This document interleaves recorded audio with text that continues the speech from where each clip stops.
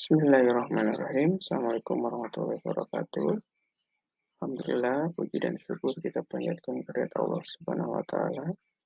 Karena berkat rahmat dan hidayahnya kita bisa melaksanakan perkuliahan di awal semester 1 ini.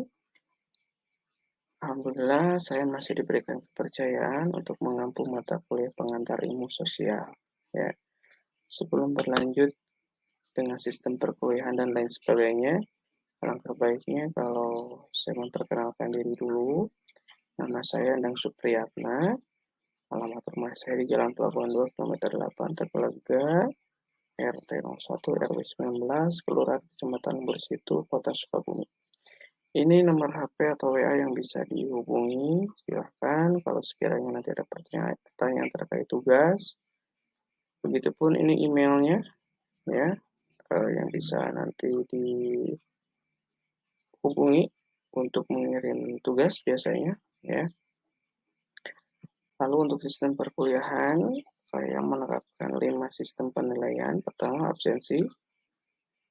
Persentasenya nilainya 20%, diskusi partisipasi 15%, tugas 30%, UTS 15%, dan UAS 20%. Ya. Untuk indeks penilaiannya sendiri, untuk dapat A itu Anda cukup mendapatkan nilai 80,1, itu sudah dapat A. Ya.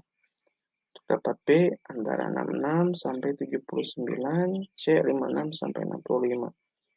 Dan untuk D 45 sampai 55 dan E kurang dari 44.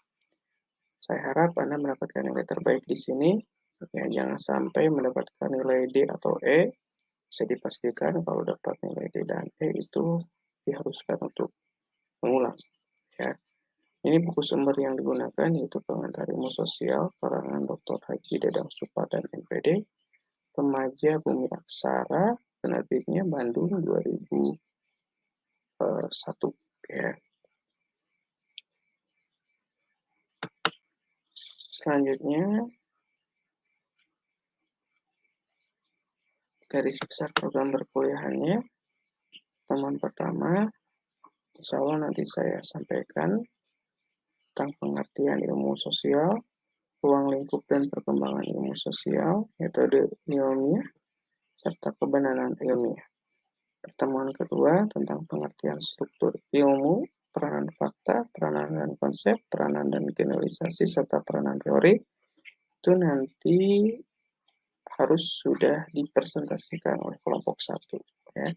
Di kelompok ketua kelompok, ketua kelas nanti membagi teman-temannya menjadi beberapa kelompok. Ya. Kelompok 1 ini untuk pertemuan kedua minggu depan. Pertemuan ketiga berarti kelompok 2 nanti tentang ilmu antropologi. Ya. Pertemuan keempat berarti kelompok 3 ya masih membahas tentang antropologi bagian kedua. Ya. Untuk pertemuan kelima berarti oleh kelompok 4 tentang sosiologi pertama. Pertemuan ke-6 itu oleh kelompok 5 sosiologi bagian kedua. Ya. Lalu pertemuan ke-7 itu berarti oleh kelompok ke-6 ya tentang ilmu geografi. Pertemuan ke-8 itu kita UTS dulu. Lalu pertemuan ke-9 berarti oleh kelompok 7 ya tentang sejarah pertama. Lalu pertemuan ke-10 berarti oleh kelompok 8 ya tentang sejarah kedua. Pertemuan ke-11 berarti oleh kelompok 9 tentang ekonomi pertama. Kelompok ke-10 berarti pertemuan ke-12 yang membahas tentang ekonomi kedua. Selanjutnya kelompok 11 ya berarti nanti membahas tentang psikologi di pertemuan ke-13. Pertemuan ke-14 berarti oleh kelompok 12 membahas tentang politik pertama. Politik kedua di pertemuan ke-15 oleh kelompok ke-13. Ya, pertemuan 16 kita melaksanakan UAS ya. Oke, untuk materi yang pertama tadi tentang pengertian ilmu sosial dan ruang lingkupnya. Apa sih ilmu sosial itu? Nah, di sini ilmu sosial dapat diartikan sebagai suatu ilmu yang berisi mengenai interaksi antara manusia dengan manusia secara individu manusia dengan manusia secara individu kelompok, serta manusia dengan kelompok dengan kelompok. Ya, jadi ada 3 bagian ya, individu dengan kelompok, kelompok dengan kelompok. Itulah ilmu sosial. Ya, jadi kita membahas tentang kajian ilmu sosial itu, ya. Lalu ruang lingkupnya sendiri, ilmu sosial itu mencakup masalah-masalah sosial yang timbul di dalam sebuah masyarakat. Jadi permasalahan apapun yang ada di tengah masyarakat itu kajian dari ilmu sosial. Ya. Selanjutnya perkembangan ilmu sosial, metode ilmiah dan kebenaran ilmiah. Perkembangan ilmu sosial itu di Indonesia itu rujukannya awalnya ya melihat ke barat karena kita hampir 400 tahun lah ya dijajah oleh bangsa Eropa. Jadi sedikit banyaknya tentang ilmu sosial, tentang kehidupan sosial di masyarakat kita itu sudah bercampur dengan barat gitu ya. Itu sebagai proses diskontinuitas sejarah ya. Atau pilihannya kita melanjutkan ketimuran kita, masyarakat dan budaya Indonesia gitu ya. Dan alhamdulillah sekarang di tengah era kemerdekaan kita sudah bisa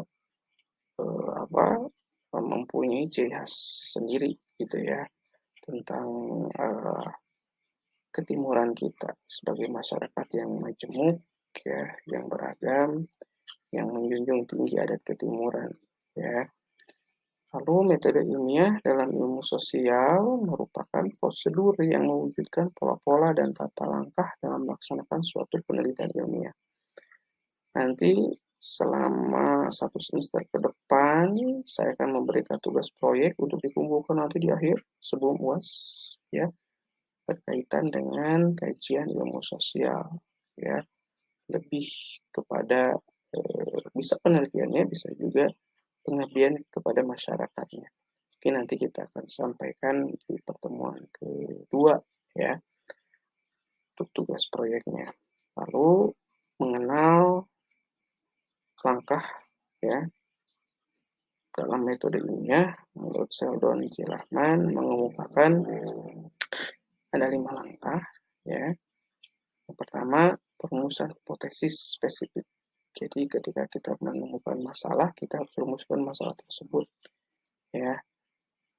Lalu kita buat pertanyaannya ya tentang masalah-masalah tersebut untuk proses penyelidikan tentu saja. Dan yang kedua perencanaan penyelidikan ya, perancangan penyelidikan. Jadi sudah ada rumusan, ada masalah, kita rancang untuk menyelesaikan masalah tersebut.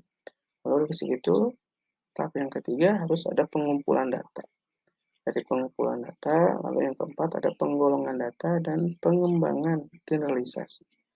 Generalisasi itu jawaban secara umum lah, ya kesimpulan yang didapat ya dari data-data yang terkumpul tadi. Lalu yang kelima pemeriksaan kebenaran terhadap hasil-hasil, yaitu terhadap data dan generalisasi tadi. Ya, jadi harus diuji, ya, harus diuji data tersebut kebenarannya, gitu. Ya, itu saja mungkin secara sepintas untuk pembuka kita di pertemuan pertama kali ini. Ya, kalau ada yang mau ditanyakan, boleh melalui kolom komentar atau via WA. Ya, silakan. Saya akhiri dulu ya untuk